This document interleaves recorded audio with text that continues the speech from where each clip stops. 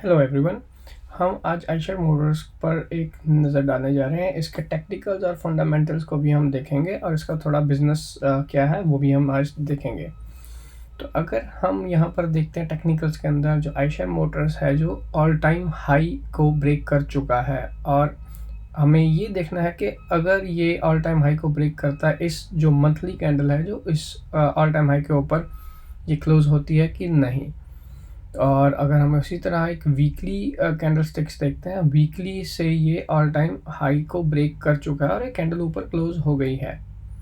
अगर हम उससे थोड़ा शॉर्टर टाइम फ्रेम देखते हैं, वहाँ पर एक थोड़ा शेयर प्राइस के अंदर थोड़ा रिकवरी आना थोड़ा संभव लग रहा है, क्योंकि ये अपने 20 डे मूविंग एवरेज जो प्राइस इसका है वो एक सपोर्ट के आसपास को दिखा रहा है। तो वहीं पर इस कंपनी को अगर हम देखते हैं, ये एक साइडवेज हो गई थी बहुत टाइम के लिए, तो उसके बाद इसने एक ब्रेकआउट दिया है, ऑल टाइम हाई पर क्या है। अगर हमने अब ये देखना है कि ये यहाँ पर ऑल टाइम हाई पर रेजिस्ट होता है कि नहीं।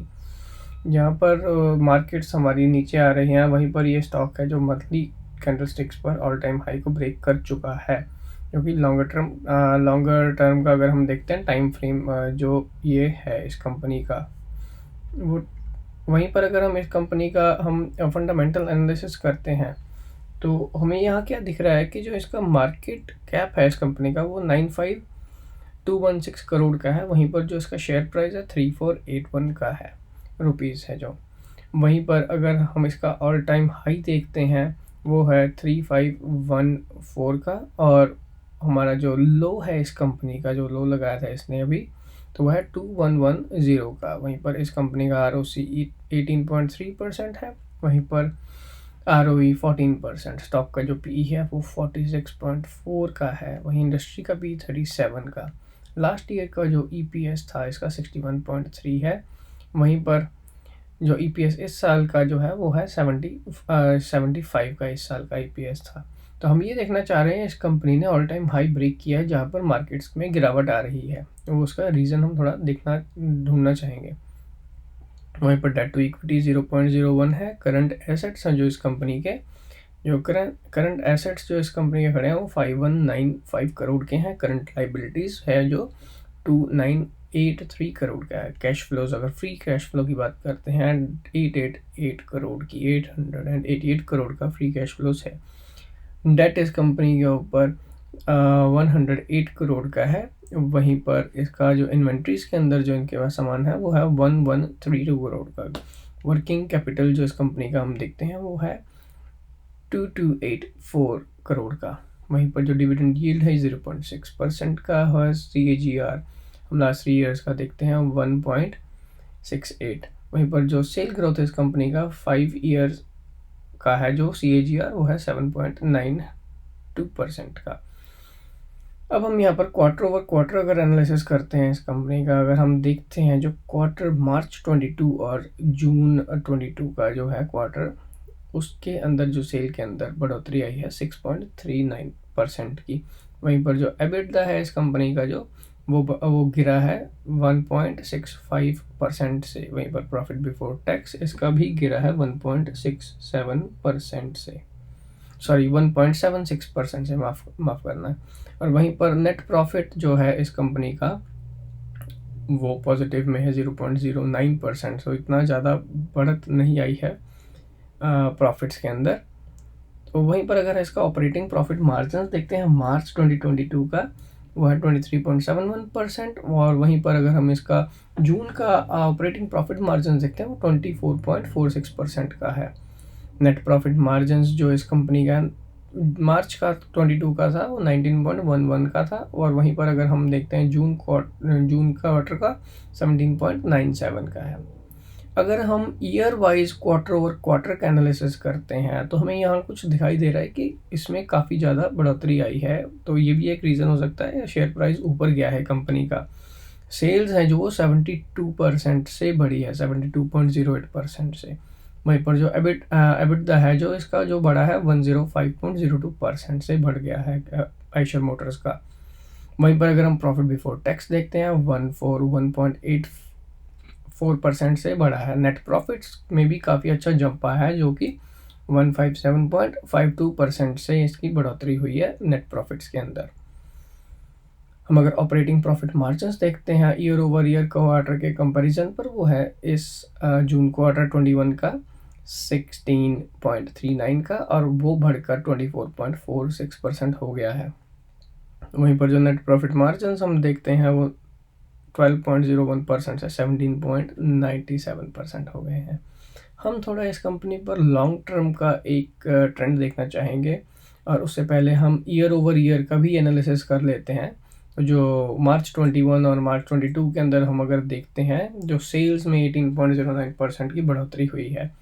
वहीं पर जो एबिटडा है जो इनका, वो 22.40% से बढ़ चुका है। वहीं पर प्रॉफिट बिफोर टैक्स अगर हम देखते हैं वो 22.47% से बढ़ा है। नेट प्रॉफिट भी इनका इंक्रीज हुआ है 24.48% से।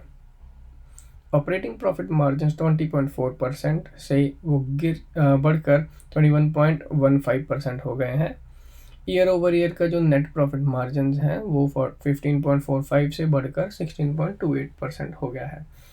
हम अभी 10 ईयर का अगर एनालिसिस देखते हैं, अगर 10 ईयर्स के अंदर हम एक ट्रेंड फाइंड आउट करना चाहते हैं अगर इस कंपनी का कि 10 साल में ये कंपनी कैसे चल रही है, तो अगर 2012 के आसपास का अगर देखते हैं और 22 के लगभग, तो ये कंपनी एक अच्छी ग्रोथ दिखाई दे रही है कंपनी के अंदर। सेल्स के अंदर एक 16 के अंदर काफ़ी डिप आया था, तो उसके बाद 21 के अंदर डिप आया है इनका। बट वहीं पर अगर हम एबिटडा देखते हैं, एबिटडा 3 क्वार्टर से अभी डाउन ही है, वो अपने 2019 के प्राइस को बीट नहीं कर पाया है। प्रॉफिट बिफोर टैक्स के अंदर भी वो 2019 को बीट नहीं कर पाया है एबिटडा। वहीं पर सेम अगर हम देखते हैं नेट प्रॉफिट्स के अंदर भी गिरावट है। अगर हम देखते हैं तो 2019 के प्राइस को अभी ये ब्रेक नहीं कर पाया है। वहीं पर अगर हम 10 क्वार्टर्स देखते हैं हम इस कंपनी के कैसे चल रहे हैं, क्वार्टर ओवर क्वार्टर एनालिसिस अगर हम करते हैं इस कंपनी का, तो वहीं पर अगर सेल्स को हम देखते हैं, सेल्स ने अपना क्वार्टर ओवर क्वार्टर अच्छा प्रदर्शन दिखाया है। जैसे कि मई के अंदर कुछ जून के आसपास जो क्वार्टर था उसके अंदर इसका ड्रॉप आया था। वहीं पर जो ऑपरेटिंग प्रॉफिट मार्जिन्स इस कंपनी का डिप हुआ था समवेयर जून के अंदर, जो 2020 के अंदर, तो वहीं पर अब ये पॉजिटिव टेरिटरी में आ चुका है। तो अच्छी खासी इस कंपनी ने एक बढ़त दिखाई है। वहीं पर एबिटडा के अंदर भी एक सेम पैटर्न हमें दिखाई दे रहा है।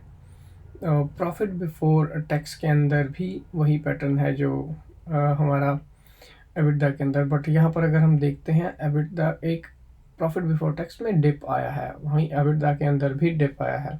वहीं पर जो नेट प्रॉफिट जो हमारा दिखाई दे रहा है, इसका नेट प्रॉफिट्स एक काइंड ऑफ फ्लैट थोड़ा सा दिखाई दे रहा है, हमें इतना अच्छा प्रदर्शन नहीं है। अगर हम नेक्स्ट क्वार्टर का देखते हैं, अभी नेक्स्ट क्वार्टर का क्या हमें एनालिसिस हो सकता है, क्या हो सकता है नेक्स्ट क्वार्टर का। वहीं पर अगर ये कंपनी ने इस क्वार्टर में 6.3% की सेल ग्रोथ करी है, तो हम एक्सपेक्ट कर सकते हैं कि इस कंपनी को अगले क्वार्टर के अंदर 3614 करोड़ का इनको रेवेन्यू जनरेट करना चाहिए। वहीं पर जो प्रॉफिट्स ये कंपनी को देना चाहिए वो है 649.70 करोड़ के लगभग होना चाहिए। तो हम कह सकते हैं कि हाँ, कंपनी ने वैसा ही ग्रोथ किया है जो पिछले 2 क्वार्टर्स के अंदर किया है। वहीं पर अगर हम CAGR सेल्स देखते हैं, अगर हम 5 साल का देखते हैं, 5 साल में 20 के अंदर 19 और 20 का जो सेल्स था उनमें डिप आया था, वहीं 20 और 21 के अंदर भी डिप आया था। 2 साल में डिप आया है और वहीं पर 18.9% से ये ग्रो हो गया था। वहीं पर अगर प्रॉफिट्स की बात करते हैं, प्रॉफिट्स हैं जो उसके CAGR है जो पिछले 5 साल से वो नेगेटिव में, एक अपना पिछले 5 साल का नेगेटिव में है, 4 ईयर का नेगेटिव, 3 ईयर का भी नेगेटिव CAGR है। वहाँ पर शेयर प्राइस ऊपर का ऊपर भाग रहा है। बट अगर हम CAGR 5 ईयर का देखते हैं वो 0.43% से ही बढ़ा है। वहीं पर अगर हम कंपनी का शेयर होल्डिंग पैटर्न देखते हैं, शेयर होल्डर पैटर्न जो है सितंबर 2019 से जो प्रमोटर होल्डिंग थी 4931 थी, और अब जो current share holding pattern new 22 का है 49.21 पर है। वहीं पर FII 31.86 से उन्होंने घटाई है 29.51% पे है।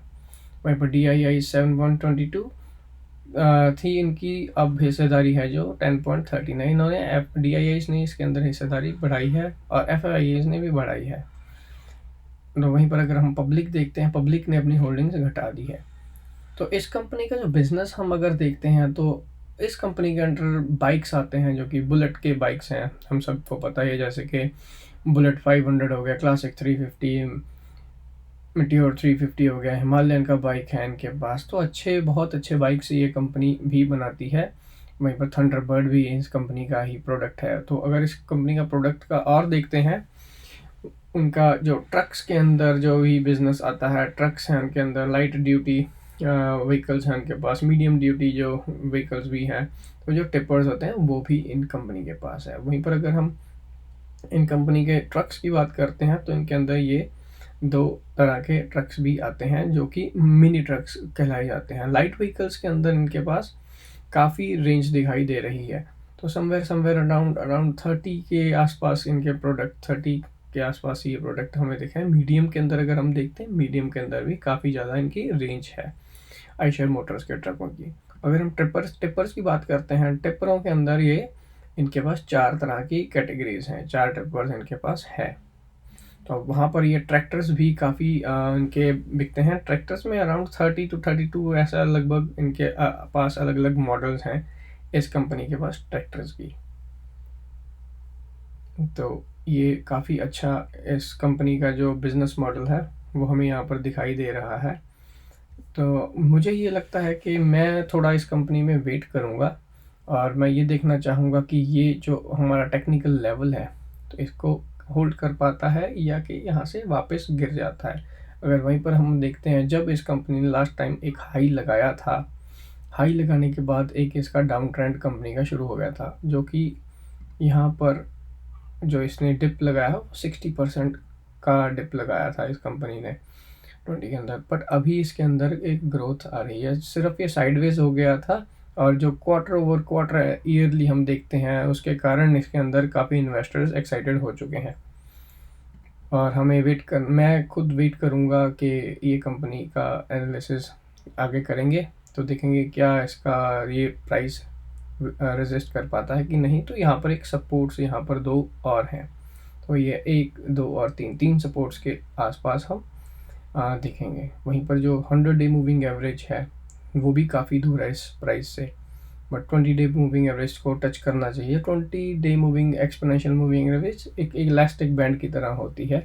तो हम विल वेट एंड वॉच। धन्यवाद।